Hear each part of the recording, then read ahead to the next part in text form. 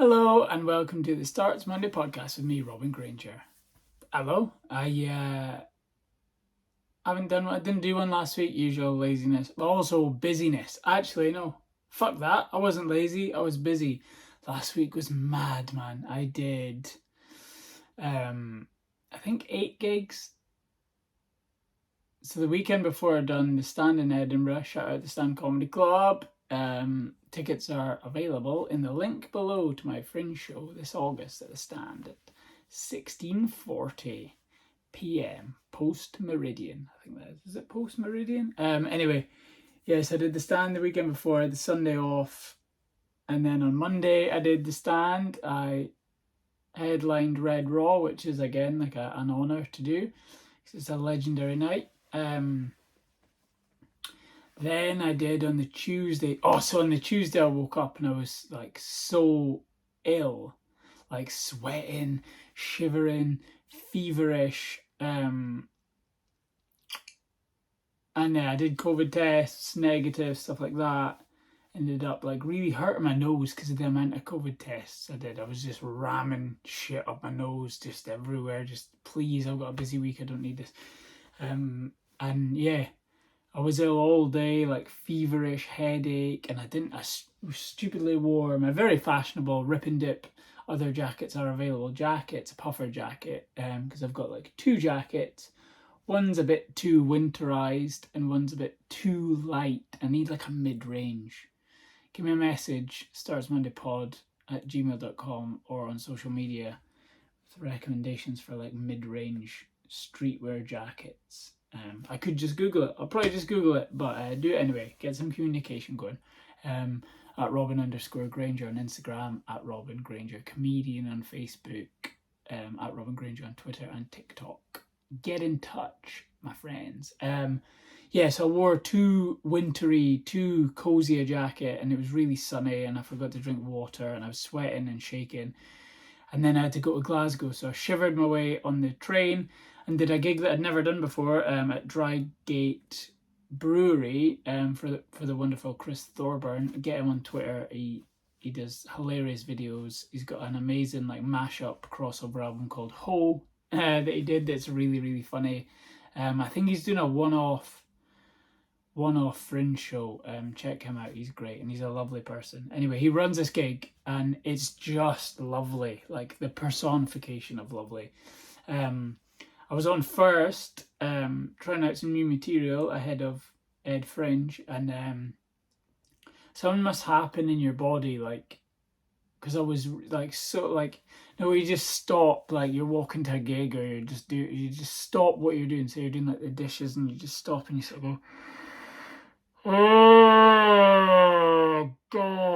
oh God, bless me. Oh, please don't like make me like pass out or something. Like, I remember doing a gig once with a concussion or like minor concussion, like the leftovers of a concussion because I fell over when I was drunk.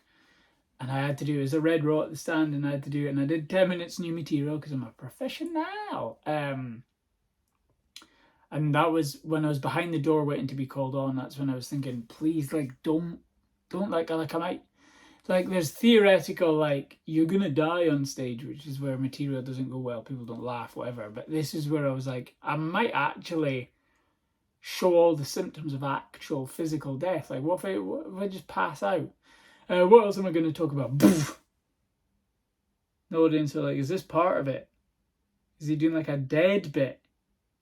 It's very niche. But this was like worse, a fever and like just nausea and stuff. And anyway, I got to Glasgow's on first, and the adrenaline must kick in because for that 10 minutes I was on trying new stuff, like no illness, no blocked nose, no shivering, no fear that I was going to get like a nosebleed from doing like 18 COVID tests. Pretty sure I did a COVID test like so deep that I could like taste ice cream, which I don't think is good. I don't think you're supposed to go that far. And then I came off stage back to shiver and sweat, and I was like, look, I'm really sorry, I'm gonna have to go get back to Edinburgh. I'm up early in the morning too. And then I got to Queen Street Station. It was pouring down rain, but the rain felt like warm. I was like roasting, and there isn't a train every 15 minutes anymore because of the bloody government not paying train drivers enough. So there's always strikes and like just everything's gone a bit silly. So I had to wait until 9:15 for the next train. I was just outside, like sweating in the rain. People walking past, like, what's up with that guy? Look at that guy. He's sweating and it's freezing. I shivered my way back to Edinburgh. And I think I had to walk home from the train station because I couldn't be bothered waiting in the rain for the bus. And then I got back, and then like every hour I just again woke up and just like stared at the wall, either shivering or sweating. And then in the morning I felt like shit. And that was my day off. I did the classic. I made chicken noodle soup from scratch. And it was lovely. I'm quite a good cook when I put my mind to it, to be honest. But I just need to put my mind to it more often. I used to cook quite a lot, but now I sort of don't. Anyway, I made that, and then I felt better like as the day wore on. And I was okay on Thursday, and everyone was like, right, you're going to chill today. And I had a nap as well on Wednesday. I never nap. I'm not a nap person because I just either fall asleep long term or like I wake up with a sore head. Whereas people who can nap, like that power nap where you wake up and feel refreshed, like I don't know what that is. That's witchcraft. So anyway, but I had a nap, and then on the Thursday, people were like, right, are you going to take it easy today because you feel better? And then I had 3 gigs in the evening. I had the early show at Monkey Barrel, Monkey Barrel Comedy Club. Amazing lineups all the time there. So I had that at 7 and 9 p.m. Then in the middle, I did Best of Scottish Comedy. I opened that in 20 minutes at the top. And it was amazing lineups across the board. Quality. My good buddy Gareth Much, check out his podcast with Gareth Law, 2 G's in a pod. They're really funny, but he just moved into his own flat, like mortgage, adult, grown-up shit. So I gave him a big hug. And if you're thinking comedy is the new rock and roll, let me tell you a story about what we did backstage, right? There's like, they've done a refurb in the stand, done it all up nice. And there was just like wobbly shelving, like really wobbly shelving in the green room. So we just made up a game called Wobbly Shelves where you just try different unique ways to sort of push the shelves. I'll do it with the camera gooseneck because it'll work. Where you push the shelves as lightly as you can and make it wobble like that. Sorry for the viewers, bit of a roller coaster. You make it like hook and I wobble it like that, and then without it tipping. So we're doing different things. And then I got in my head to try and drop kick it or like kick the highest. Apologies for my foot. My feet are horrible, man. Little like dinosaur feet. I call them talon toes. Like they're too long. Like look at that shit. Like that's the pinky toe, and then like what is this crest there? Like the amount of socks that my feet just fucking eat through. Like I need to buy more pricey socks. If you're a sock company and you're out there and you've got durable socks, man, hit me up. I will buy the lot. Or just send me them, please. Like the amount of times just walking along and all of a sudden you feel like an airiness in your shoe, and I'm like, oh, the talons have struck. The talons have done it again. They've eaten their way through yet another pair. And I wear quite cool socks. These are just wee polka dot kind of boys. But like so many cool socks just get ruined. But it's my fault for buying those multi-packs, like 19 pairs of socks for 50p or whatever. Like they're made of dust and they can't compete with the talon. The talon always wins. Rock, paper, scissors, dust, talon. Talon always wins. Right, so anyway, what was I talking about? Yeah, I tried to drop kick the shelf, almost like hurt my leg, and then had to almost limp to do the 9 o'clock show. Anyway, shout outs all the audiences who came along, and thank you so much.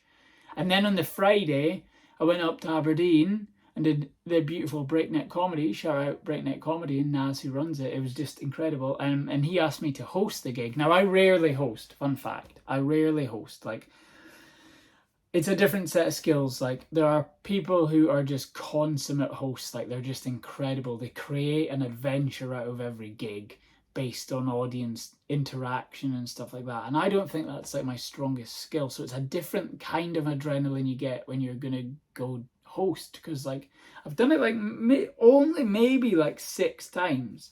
Like I've done a Fringe run and you kind of chat to people, but they've already paid to see you. So they're already invested. They're happy to be chatted to.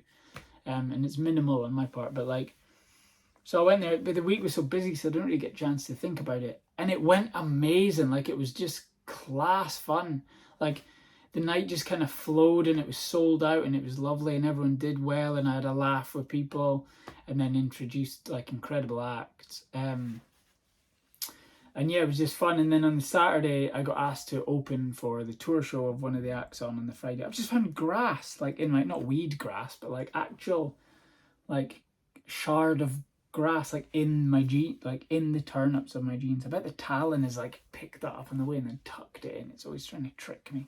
Anyway, yeah, so I opened up for one of the acts called Ouija Hink of That. If you've seen Gary Meikle on tour, you will have seen them open. They're like a trio who do like sketches and songs, and they're just like silly and fun and really lovely people. But they asked me to open for their tour show on the Friday afternoon at like 6 p.m, and then I hosted the Saturday. And again, wonderful fun. I took like selfies with the audience at the end, and people asked for photos, which is always bizarre, but my girlfriend did say, isn't that what you want out of comedy? To be remembered and to be like loved and validated. And I guess like on a lot of levels, yes, but it's no less surreal. So thank you to everyone who came out to those 3 gigs in Aberdeen. Like, wonderful. I love being back up there. It makes me feel a bit like homesick, because I'm only 50 miles kind of north of there. I went to Aberdeen for uni. And it was sunny, and I got to hang out with my friend from college who I love, and it was just a laugh of a weekend. And I got the train back, Sunday off. And then I had a gig on Monday No, I didn't have a gig on Monday this week. I had Monday off this week, and then I gigged on Tuesday, Spandex Comedy at the Beehive. It's on every Tuesday. It's like pros trying out new stuff. It's class fun. Wednesday, I did one of my favourite ever gigs, Bonified at the Stand, which the amazing Jay Lafferty runs. She's so funny. And you have to kind of make up your set based on a theme that you're given for the night. And the theme that we had was frenemies, which I've never really had a frenemy. I had to Google it the day of the gig. But yeah, I did 15 minutes of brand spanking new stuff. So my Fringe show is kind of, I don't want to jinx it, but I think it's kind of there. I just need to structure it and stuff, because I had 15 minutes still to write, and then I kind of did it. So I need to move stuff around in the set, and obviously keep trying new material until we get there.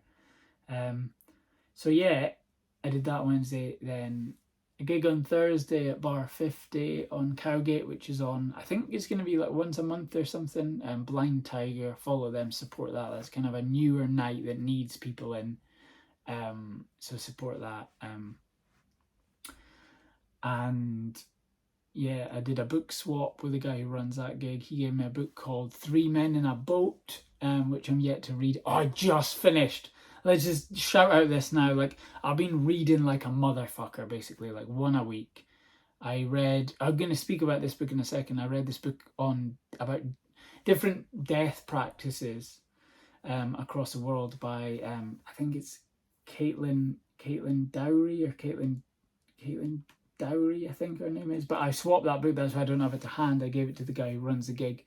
And she worked in a funeral home and was very used to that like Western style of like, you know, burial or cremation, like that very, just that kind of like normalized Western thing of like, you get your loved one cremated, or you go to a funeral, you see the coffin get lowered, and then you sort of have sandwiches and tea, and then deal with your grief in that way. But she traveled all across the world to like Bolivia and the Himalayas, where there was this ceremony where they leave dead people out, and then back in the day, like, big vultures would come and eat them, and then so you're regenerating because you're like, we eat animals, then they eat us in the end. It sounds really grim and bleak, and it is in spots, but it's a beautiful book. And people who like keep their dead relatives like in the home with them, like live with them and kind of clothe them and clean them and stuff like that. And I know it sounds weird because we're from this part of the world where it's like, amen, ashes to ashes, dust to dust, in like some cold cathedral. And whereas she goes to like the Day of the Dead festival in Mexico City and stuff, and it's bright colors and it's people celebrating the life of the person for longer than we would, because we would just be like, right, bye, like that's it, done, let's be sad and remember them how we remember them. But they keep remembering them in like a positive way, like it's the Day of the Dead, like everyone gets dressed up, there's colourful stuff everywhere, and it seems to add a kind of positive like glimmer to what is like the saddest thing in the world, where someone you love or know passes away. And it just made me think, like, the whole book is about that, the idea of like Western society needs to confront death, just confront it to begin with, like, because it's the most difficult thing, isn't it, that someone's not going to be there anymore, things are totally different, the world goes a bit sort of darker and grayer and loses a bit of its color. But these other cultures like give it its color back and give the celebration. It's called, I think it's called, the book's called From Here to Eternity. So sorry if you hear tapping, and sorry if you can hear my washing machine going. It's called From Here to Eternity, and it's by yes, accept cookies. Can we not just set the computer up to just always accept cookies? In any situation, I will accept a cookie, whether it be technological cookie or if you make me a biscuit. Like, stop asking. Like, we just need to make our peace with the fact that all our data is being saved, harvested, whatever, and just get on with it. There's no point thinking otherwise. Caitlin Doughty or Caitlin Doughty, she also wrote something called Smoke Gets in Your Eyes, Travelling the World to Find the Good Death. And the quote in the front is, think Bill Bryson doing an underworld special. And it's like, yeah, it's really funny, and it's fascinating, man. It's just fascinating. It makes you think so differently about how you deal with death, because no one's good at it. Even if people like low-key think like, oh, it's just a thing that happens, like, let's get on with it. Like, you're eviscerated and gutted by death, no matter how much you try and pass it off as like you're cool with it. No one really is. An eye-opening, entertaining and thought-provoking account of a mortician's journey around the world to discover how other cultures care for their dead. It's great. It's great. Like, there's one bit where there's like they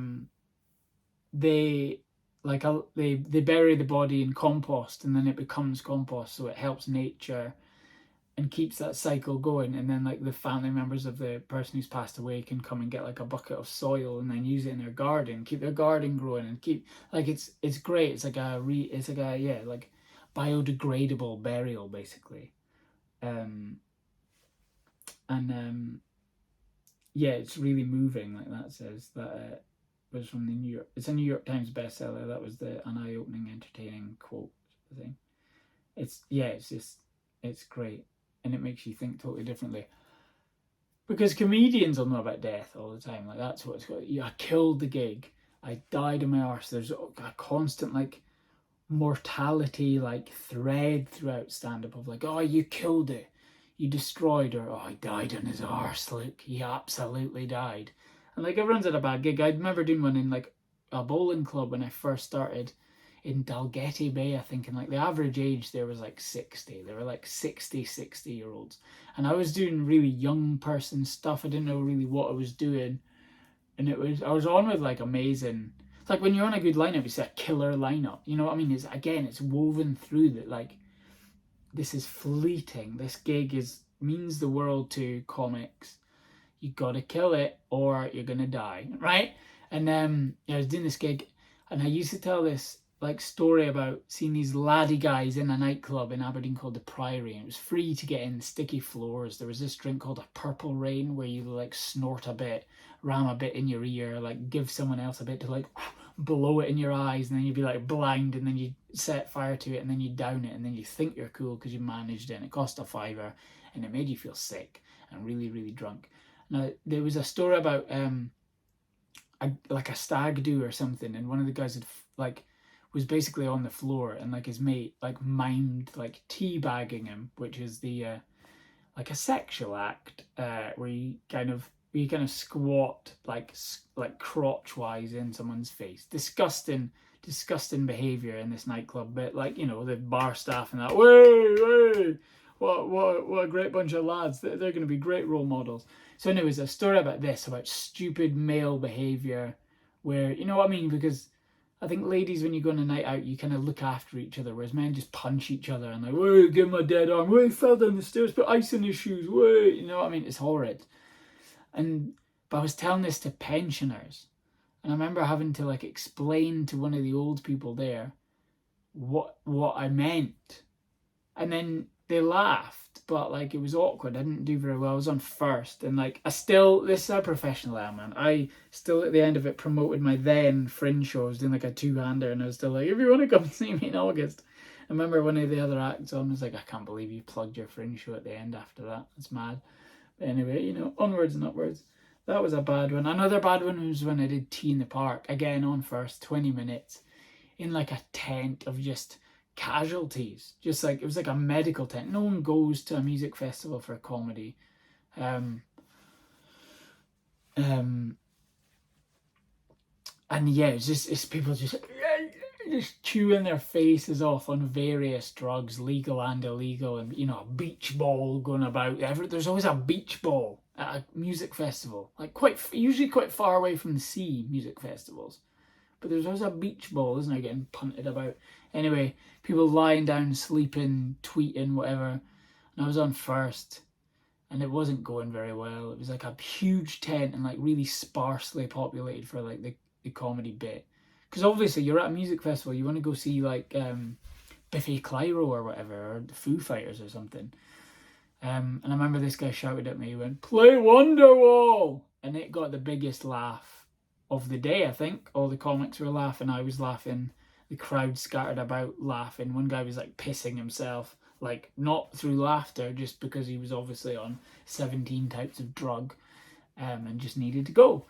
So you know what I mean? Death is prevalent in stand-up comedy. It's part of the job. Like, not everyone's going to like what we do. Comedy is subjective, isn't it? But real death is like totally different. Like, we've all like lost loved ones. Like I have.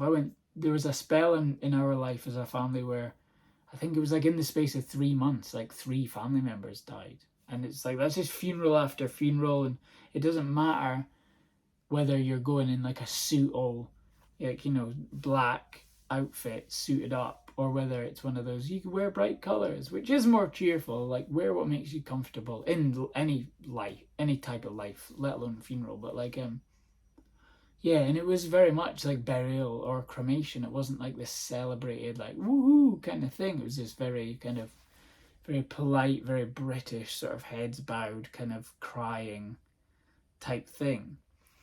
The funny part of one of them was when my dad passed away. He was cremated, and me and my brother had to scatter his. I know I'm laughing because it is funny, and it's my podcast. This is probably the most personal story I'm going to tell, but fuck it. Like, we had to scatter his ashes, and we thought we'd do it like off the cliffs near our wee village. Like, my granddad, who had also passed away in that time period, he had kind of rerouted this is mad, man. This kind of, there used to be an old Coast Guard path, and him and this old guy both had cancer at the time. My granddad had 2 types of cancer, both in their mid to late 60s. Cliff edge shit. And they're both like war babies, so they're fearless, because that generation was fearless. And they 9 to 5'd it every day, stopped halfway through for some sandwiches, rerouted it, dug up all the it's called gorse bushes, these big spiky bushes around cliff edges when it gets overgrown, all that done. Found the path again using a compass and like an old map they got in a library. He told me, he was like this wee Bristolian beautiful man, and he was like, I went to the council, and I said, I don't know what accent that is, and he'd asked at the council like can I have some help doing this, and they kind of shook their heads until he left, like thinking, who's this crazy old guy, because he was quite like a hippie kind of guy. Like, I copied my first albums from his house, like Nirvana, In Utero, and Rage Against the Machine albums, and weird stuff like this band called Halloween, which is this really loud music, and like Radiohead and the Grateful Dead and stuff like that. And I used to sit and read Asterix comics or The Hobbit, and he introduced me to like Dadaism and Monty Python and the Goon Show. He was obsessed with Spike Milligan, read all his books off the back of this beautiful granddad, and amazing veggie curry. He was vegetarian. It's quite weird for, you know, growing up in World War II to then go on to like limit your diet when you're used to rations. Anyway, so he was this lovely man. He rerouted this with an old map and a compass. Picnic tables, carrying shit and wheelbarrows up cliffs with this other old guy. Took years. And when he first told me, when I made that, my love, I made that path up there so that you can all walk your dogs and have a nice sandwich and watch the world go by. That's what he said. He said, I like to sit here and just listen to the world. And it like almost made me cry because it was just a beautiful, just a man unencumbered by social media, by just like books and music and food and fun. He was just a beautiful man, like every member of my family is. And I thought he was off his nut on his meds. I was like, you didn't do that. That's so much work. Like, the council did that. And my mum went, no, he did it. Him and his mate, like, they both had cancer. They both stopped for a sandwich and like a wee thermos cup of soup or whatever, a cup of tea, cup of coffee, and then he'd crack on. Like, through winter, he kept a journal. There's a little bothy there with a journal for if you're ever in Portsoy, go past the links and go along the Coast Guard Trail and sign the book. There's like a little box with sweets and biscuits usually, and loads of little things along the way. He made a kind of Lord of the Rings wood bit with little figurines everywhere, like stunning, man, stunning. And like what is it called? Is that another bothy? It's like, what is it called when it's like a wall? And it used to be when you'd go to war, if you survived it, you'd pick up a rock and then you'd add it to the wall. I can't remember what that's called, but there's one of them and it's all different coloured rocks from the sea and stuff. And there's kind of, and there's signposts everywhere. There's one called Sanny which means sandy one. So there's a sandy beach picnic area and then a stony one, like a stony rocky beach. Like, it's honestly, it's my favourite thing about going home, besides seeing my beautiful mum and her dogs and stuff like that. Just walking up there and listening to the world, like the man said. Just amazing. Anyway, that was where we're going to scatter my dad's ashes. There's a kind of ex-military kind of bit that he made, like, with a sign, like, for people who served, and people have put stones down and said, like, you know, the initials of the person if they've passed away, and like what regiment they were in the military services and stuff like that, or frontline services, like if you work like in the fire brigade or the ambulance or the police. So my dad had one, C Grainger RSig, because he was in Royal Signals, I think it was. Apologies, bless me if I'd said that wrong. But so we thought we'd scatter the ashes off there, me and my brother, and we took ages to do it because it's a really sad thing. And unlike this book, From Here to Eternity, where the celebration of the dead person continues on year after year after year after year, and they tend to the dead body and they this, that, and the other, like look after the person and keep their memory alive, like really in a physical, visceral way that must take so much guts. Because if you've ever been to like an open casket, or you get to view the body, we did it with another granddad where they're all made up and stuff. It's a really weird thing because you're looking at this person who you remember from when you were wee, and they were this huge person, this huge grown-up who could fucking drive and told you what to do and what not to do and gave you pocket money and made your dinners and stuff like that. And now they're just kind of there and they're not there. Do you know what I mean? But this book is all about cultures that keep those people there, and the family members believe that they still are there, like, and it's beautiful. But anyway, so we'd been putting off the ashes thing because it's the final goodbye, so to speak. It's the last sort of bit of our dad, and we've got to then do it. And we thought we'd scatter it at this beautiful spot at just past the bit where my granddad had made this thing into the North Sea, like over the cliffs, but beautiful, right? And then we'll go to the pub, get drunk, cry about it, whatever. First of all, it's not like that amount of ashes. It's not like an ashtray that you just love you. It's not that. It's a massive, it's a human dust size, like a barrel, man. It's like a big, so we were walking that up the cliffs thinking, how did our granddads like do wheelbarrows with slabs and benches and shit like this? Like, this is a lot. We were walking up there like, to me, to you, like, and ready for this morbid but yet like has to be done thing. And then we started like throwing some ashes off and saying things in our head and whatever, and being as like respectful and loving, and we're sharing stories about dad because he's the funniest man on the planet, God bless him. Like, I love him so much, and I miss him so much every single day. And he was the one who introduced me to like Billy Connolly, and Mum introduced me to Billy Connolly. We watched Two Night Stand, me and Mum, but Dad introduced me to Richard Pryor live in concert, and Bill Hicks' Sane Man, and filmed at the Laugh Stop in Austin, and all these things, all these funny, like, comedy drives my life. like, and he was there and Mum was there for all these pivotal moments of Blackadder and Faulty Towers and all these things, Chewing the Fat when it came on, and we'd watch Jackass and stuff together as well, like, you know, daft things. And anything could be funny, anything should be funny. You should always make someone laugh if you can, and he made people across the world laugh as he walked through his life. So I miss him. So we're telling daft stories, we're flinging these ashes off, and there's loads of them. And this isn't us being like disrespectful, but we're like, do you want to do some more? Like, and then my brother would take a wee go flinging some off, because there's tons. Like, it's not just like that's it, there's armfuls of it, and you get kind of a bit blasé about it. You know what I mean? You're still like, when does this kind of end? When does this finish? Like a bottomless pit of ashes, of symbolism. But we live right in the north of Scotland, and the weather changes like so quickly. So we threw like a large quantity of ashes off at one point, and the wind was just like, have some of this, and just flung the ashes back. And we're still like in autopilot, flinging some ashes off, and it's coming back at us. So now we're sort of covered in ashes, which is like weird and funny, and we're laughing and we're covered, and my brother's laughing at me because it's going everywhere. Oh, it's like a shit Laurel and Hardy sketch, which my dad would have pissed himself, and probably did piss himself laughing at, and my granddad, because he loved Laurel and Hardy as well. Like, we're just covered in ashes.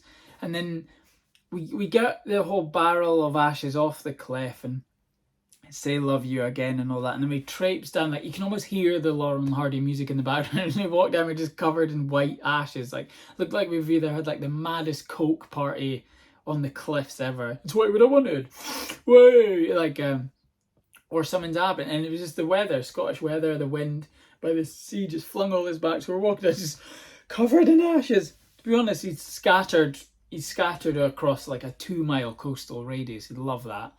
Well remembered. You can just hear the dirt, dirt, dirt, dirt, dirt, and we're just crying through sadness and laughing. We went to the pub, and at one point I'm like looking in my pockets, like by around, there's more fucking ash, like there, and I'm like, I mean, he liked the pub, but I don't know if he loved the pub, so I like ran out to like the end of the harbour to try and fling some off. We had like a laugh of thinking where to do it, and before we came up with the cliff edge thing. And it was like Adam joking, like he's so funny, my brother, so laid back and just a beautiful person and funny. And he was like, we could just walk into the co-op and just like pour it down in like the like tins of beans aisle and just go, I love this supermarket. Which no one could stop you doing it, could they? If you just went, tipped it next to the like ice cream thing with the Calippos and the Soleros and stuff. I was just a big ice cream fan. He loved a Magnum. Absolute fiend for a cornetto. It's the perfect place. But we obviously didn't do that. But yeah, so like that's like the most literal and one of the funniest stories I've like got. Like, it's just ridiculous, isn't it? This solemn, very British, very westernized moment of scattering ashes of the person that you love in like a place built and rerouted by someone else that you loved. And then like comedy just kicks in, and maybe it's just the universe trying to just dampen, just trying to not dampen but like lighten, to throw a bit of like life spark into the moment. Just like laugh more. That's all he ever wanted you to do, is be happy, follow the path he wanted to follow, very supportive, and just laugh. Life's meant to be about laughing, so have a laugh. Like, this ash is coming back over the cliff and on you, you're gonna have to laugh about it because you're already crying. Like, oh god, it was just so funny. And that's what that book made me think of. And the book like instills a sense of humor about it, and a sense of positivity, and a sense of, you know, celebration, whereas we shouldn't be so morbid about it. Like, everyone is gonna die. This is something I read of, like, every day you should always remember Memento Mori. One day I will die. One day everyone I know will die. We must get on, be kind, be nice, be as positive as we can, be as helpful as we can. And just because, good or bad, like, it ends. And anyone who's experienced death, especially the death of a loved one, through kind of a sudden circumstance, you know, like, knows that it just, things shift, life gets a bit dimmer. So you must try and paint it with colour and make it as funny and as positive and as energetic as you can, and remember these people how you remember them, which hopefully is in a positive way, in a funny way, like you remember good qualities, even during like a bad occasion like that. So anyway, that was kind of all I really wanted to speak to you about on this podcast. Like, because that book is class. Yeah, remember that you must die. Memento Mori. The phrase has its origins in ancient Rome, where it is believed that slaves accompanying generals on victory parades whispered the words as a reminder of the commander's mortality to prevent them being consumed by hubris. So it's also like he's gonna die. Like, we're getting fucked over here, but he's gonna die as well. He's like, don't be too happy, mate. Things will change, tides will shift.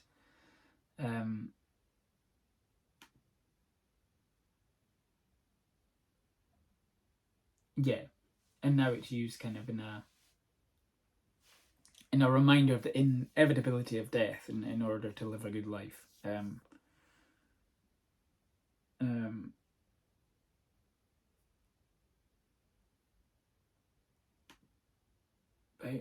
But I mean, the internet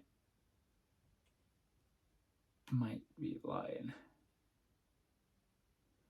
The concept has become a familiar trope in the visual arts from the medieval period to the present. In Christian context, the Memento Mori acquired a moralizing purpose, urging the faithful to turn away from fleeting earthly pleasures and focus instead on the afterlife, i.e. heaven, I guess. Like, remember, you're going to die. If you believe in heaven, you're going to go to the good place if you're a good person. Anyway, that's a brilliant book. Get it. Caitlin Doughty or Doughty, From Here to Eternity. Shout out that book and that author. It's great. And it made me think of that, and it made me laugh, and it made me smile, and it made me think of my dad and my granddad and other relatives that we've loved and lost. And yeah, bless them all, basically.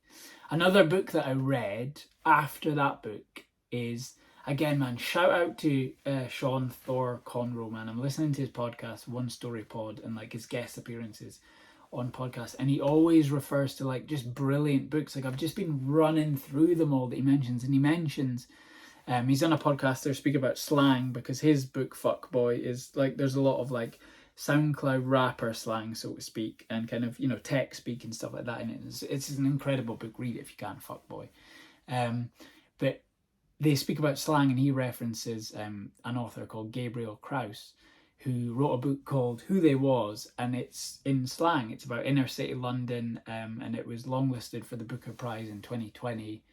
And it's incredible, man. I'm not gonna give anything away. It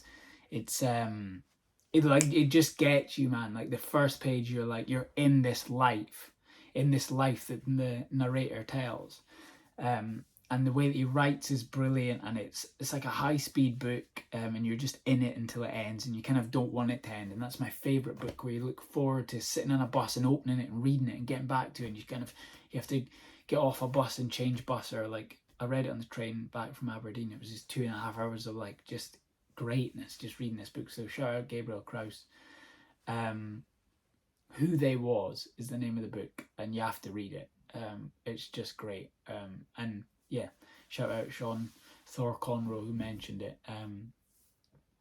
Yeah, it's just great. What a good book, man. Action packed. It's just like, and it's, you know, it's kind of everything in a book. It's one of those where you land in the world that the writer creates, and you're just in it, and it's great. Yeah, what a brilliant book. I'm gonna read whatever he writes, and Sean Thor Conroe, whatever they write. You know, when you find authors and you're just like, every word they write, I'm going to read it because I love it. Anyway, check out those books. And once again, keep supporting the podcast. Like and subscribe. Hit the notification thing. It'll be like, I think there. I don't know, or there. Buy tickets to my Fringe show, Robin Time, Stand 2, as part of the Stand Comedy Club, every day in August, 6:40. I've got all the material. It's there. It's going to be really, really funny. Like, really, really funny. I'm really proud of it. And shout out Glee Club. I just did, this weekend past, I just did a gig at the Glee in Glasgow, and it was phenomenal. So thank you very much for having me. Thank you to the audience. It was just lovely. The lineup were lovely. It was just such a fun time. And yeah, apologies for the lack of podcast, but I've just been really busy, which is a beautiful but yet exhausting spot to be in, to be constantly going from gig to gig. But that is the life I chose, and it's what has to happen. You can find out about my gigs if you get me on social media, at Robin Grainger on Twitter and TikTok, at Robin_Grainger on Instagram, at Robin Grainger Comedian on Facebook, startsmondaypod@gmail.com if you've got any questions, queries. I love stuff like that to bounce off. And yeah, send me some socks. My feet are fucked up. And yeah, send me a jacket. I need a jacket. You obviously you don't have to, but I love free stuff. I think that's everything. Do I have anything else to add to that? Read books, man. Just read books. Read books, and don't take life too seriously. And even when life becomes serious, try and find the positive and the humorous and the kindness in that. That's all I can say. Memento Mori. One day we will all die. So let's be nice and kind and funny while we're here. Yeah? Sounds all right. Anyway, it's what I'd try to do. Anyway, thank you so much for listening. Please like and subscribe if you want to do that. As always, thank you very, very much. Be nice to each other, and thanks for listening to and watching another episode of the Starts Monday podcast with me, Robin Grainger. Bye-bye.